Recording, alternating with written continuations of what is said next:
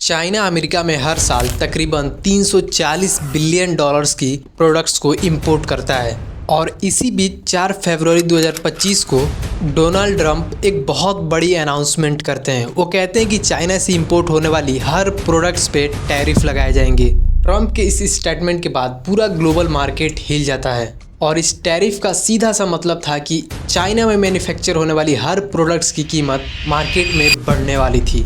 इसके रिस्पॉन्स में चाइना भी यूएसए पे टैरिफ लगाता है और इस सिचुएशन में एप्पल समेत बहुत सारी यूएस कंपनियां अपनी प्रोडक्ट्स की मैन्युफैक्चर चाइना की बजाय इंडिया में शिफ्ट करने का अनाउंस करती हैं। और ये कंपनियां ऐसा क्यों करती हैं, आगे वीडियो में आपको डिटेल में समझ में आने वाला है। इस टैरिफ वॉर के चलते एप्पल अपनी अगली सारी सीरीज की मैन्युफैक्चर के लिए इंडियन कॉन्ट्रैक्ट मैन्युफैक्चरर्स फॉक्सकॉन और टाटा जैसी कंपनियों से बात की।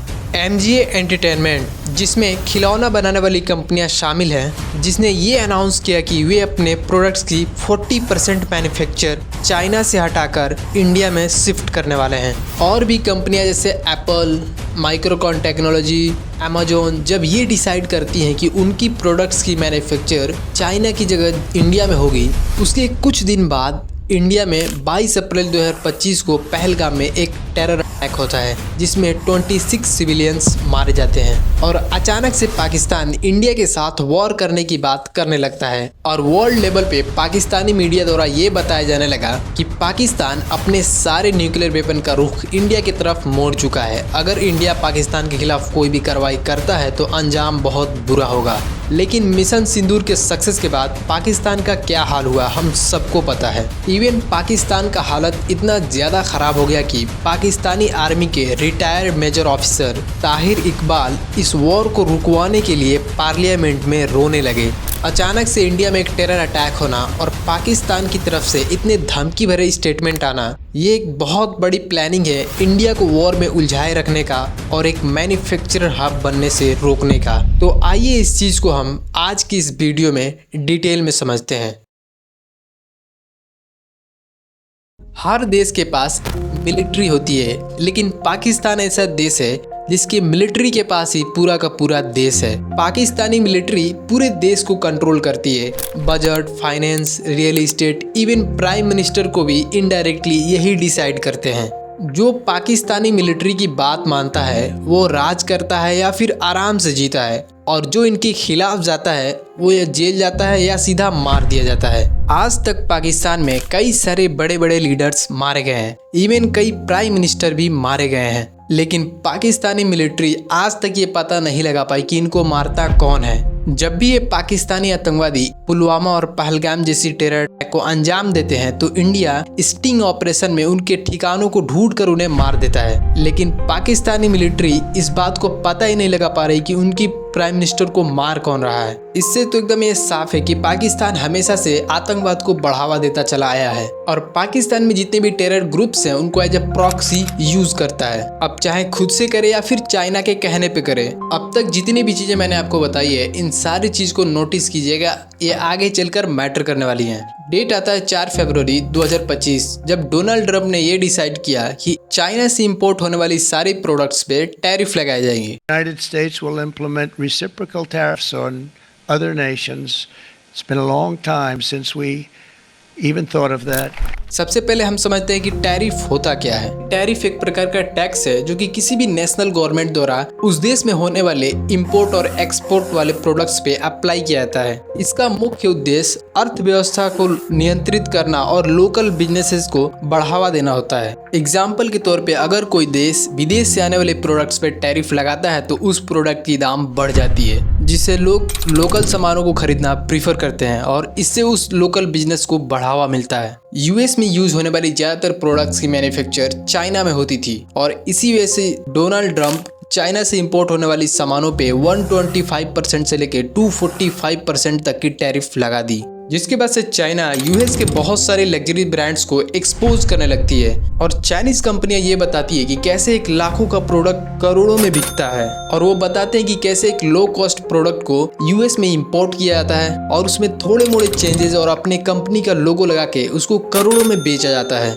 इस एक्सपोज के बाद यूएस की बहुत सारी कंपनियां हिल गई और इंटरनेट पे भी उस टाइम पे इस चीज को लेके बहुत ज्यादा ट्रोल भी किया जा रहा था और मीम्स भी बनाए जा रहे थे। टैरिफ लगने से ऑलरेडी चाइनीज प्रोडक्ट्स की कीमत काफी ज्यादा बढ़ चुकी थी और कंपनियां आगे चल के कोई भी रिस्क नहीं लेना चाहती हैं। ऐसे में एप्पल ने इंडियन कॉन्ट्रैक्ट मैन्युफैक्चरर टाटा और फॉक्सकन जैसी कंपनियों के साथ एक अर्जेंट मीटिंग रखी और इस मीटिंग में ये लोग बात करते हैं कि एप्पल प्रोडक्ट्स की ज्यादातर मैन्युफैक्चर चाइना की जगह इंडिया में होगी और 2026 की एंड तक इस काम को टोटली शिफ्ट कर दिया जाएगा। और ऐसा काम करने वाली सिर्फ एप्पल ही नहीं, MG entertainment, metal, Microcon technology, Amazon, बहुत सारी कंपनियां अपनी प्रोडक्ट की मैन्युफैक्चर इंडिया में शिफ्ट करने लगी। अब आप सोचेंगे कि ये कंपनियां अपनी प्रोडक्ट की शिफ्टिंग इंडिया में ही क्यों कर रही थी, तो इसका जवाब भी बड़ा सिंपल है। इंडिया की पॉपुलेशन काफी ज्यादा है और यहाँ के लोग काफी टैलेंटेड और बेरोजगार भी है। ऐसे में उन कंपनियों को लो कॉस्ट लेबर आसानी से मिल जाएंगे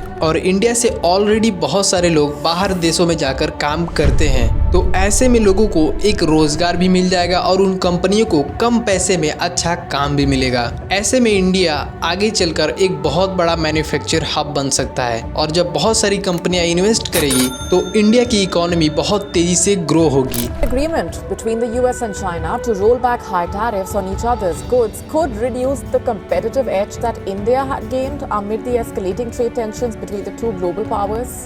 Previously, India benefited from a significant tariff gap. This disparity created opportunities for India to attract companies relocating production from China. लेकिन ये काम इतना आसान नहीं होने वाला। 22 अप्रैल 2025 को इंडिया में एक पहलगाम टेरर अटैक होता है जिसमें 26 सिविलियंस मारे जाते हैं और इस आतंकवादी हमले में 5 लोग शामिल थे जिसमें से 3 पाकिस्तानी थे।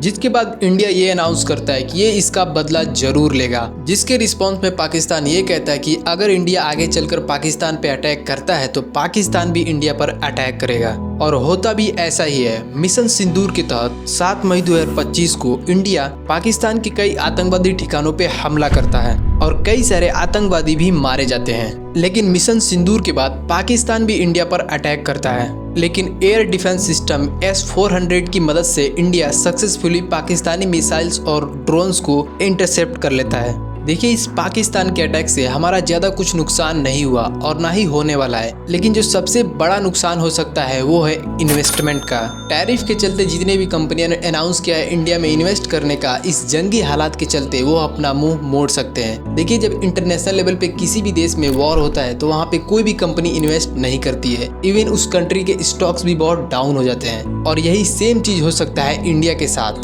क्योंकि पाकिस्तान न्यूक्लियर वेपन को लेके इंटरनेशनल लेवल पे ऑलरेडी बहुत सारी अफवाहें फैला चुका है और ऐसी सिचुएशन में कोई भी कंपनी इन्वेस्ट करने से पहले 10 बार सोचेंगी। और ऐसे में इंडिया के मैन्युफैक्चर हब बनने का सपना ही रह सकता है और चाइना एग्जैक्टली यही चाहता है, इंडिया को वॉर में उलझाए रखने का और मैन्युफैक्चर हब बनने से रोकने का। Hear about what Apple just announced, the 60 million iPhones that they make per year that's being moved to India. You think they like that? Don't you see now that China's poking the bear with India and Pakistan trying to instigate the proxy stuff? Why do you think they're doing it? They're so worried because if the world realizes we can do a lot of this stuff elsewhere, they're not going to. और China इसलिए भी नहीं चाहता कि India Pakistan का war रुके क्योंकि पाकिस्तान के 80% मिलिट्री इक्विपमेंट चाइना ही देता है और पाकिस्तान मिलिट्री के हर छोटी बड़ी नीड इक्विपमेंट को चाइना से ही खरीदता है। लेकिन ग्लोबल लेवल पे चाइनीज हथियारों पर किसी भी देश का आज तक उतना भरोसा नहीं बना है। हो सकता है इस वॉर के बाद चाइना दिखा सके कि देखो, पाकिस्तान को मैंने ही हथियार दिया था जो कि आगे चलकर कितना घातक साबित हुए थे।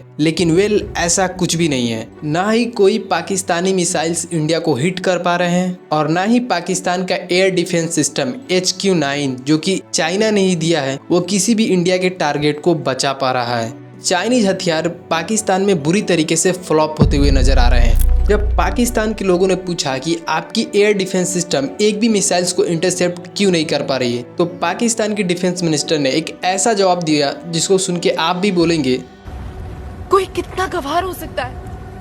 उन्होंने कहा, हमने एयर डिफेंस सिस्टम को ऑन ही नहीं किया था, अगर हम ऑन करते तो इंडिया वालों को हमारी लोकेशन का पता चल जाता। का जो ड्रोन हमला हुआ वो ड्रोन हमला बेसिकली हमारी जो लोकेशंस हैं उसको डिटेक्ट करने के लिए जो है किया गया। एक टेक्निकल चीज़ है जिसको मैं उस तरह एक्सप्लेन नहीं कर सकता। और इसलिए उनको इंटरसेप्ट ना किया गया ताकि हमारी लोकेशंस जो हैं वो लीक ना हो। अगर किसी देश का डिफेंस मिनिस्टर इस लेवल की बात करे तो आप सोच सकते हैं कि वो देश किस हद तक गिरा हुआ है, और हो सके ये बात उनको चाइना ने बोलने के लिए बोला हो ताकि ग्लोबल लेवल पे चाइना का बेइज्जती न हो। इंडिया के एयर स्ट्राइक्स के बाद पाकिस्तान के लोग खुद भी नहीं चाहते हैं कि ये वॉर आगे तक चले। पाकिस्तानी आर्मी के रिटायर्ड मेजर ऑफिसर हैं ताहिर इकबाल, ये पार्लियामेंट में रोने लगे कि प्लीज आप वॉर को रुकवा दीजिए। जनाब स्पीकर, ये बात वाज़ा कर देनी चाहिए, हमारी कौम यकजा है। मैं इन सब से कहूँगा कि मिल के चलो और अपने रब से रजू करो।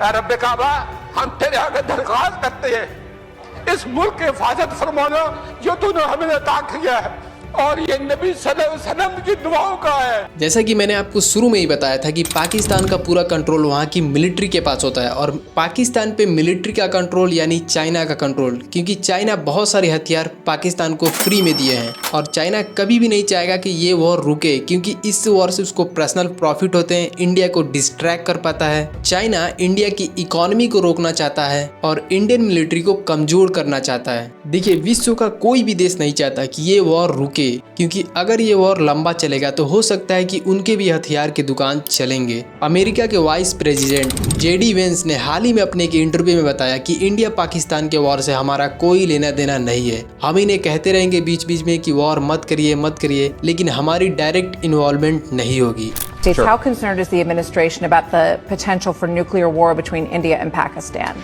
Well, look, we're concerned about any time nuclear powers collide and have a major conflict. What we've said, what Secretary Rubio said, and certainly the President has said, is we want this thing to de-escalate as quickly as possible. We can't control these countries, though. Fundamentally, India has its gripes with Pakistan. Pakistan has responded to India. What we can do is try to encourage these folks to de-escalate a little bit, but we're not going to get involved in the middle of war that's fundamentally none of our business. इन सारी चीज़ों पे आपकी क्या राय है comment box में ज़रूर दीजिएगा, और हाँ, चैनल को सब्सक्राइब जरूर कीजिएगा। ये आपके लिए फ्री होता है, लेकिन आपकी एक छोटी सी सब्सक्राइब हमें मोटिवेशन देता है ऐसी ही वीडियो बनाते रहने की। तो मिलते हैं किसी और वीडियो में, तब तक के लिए टेक केयर, बाय बाय।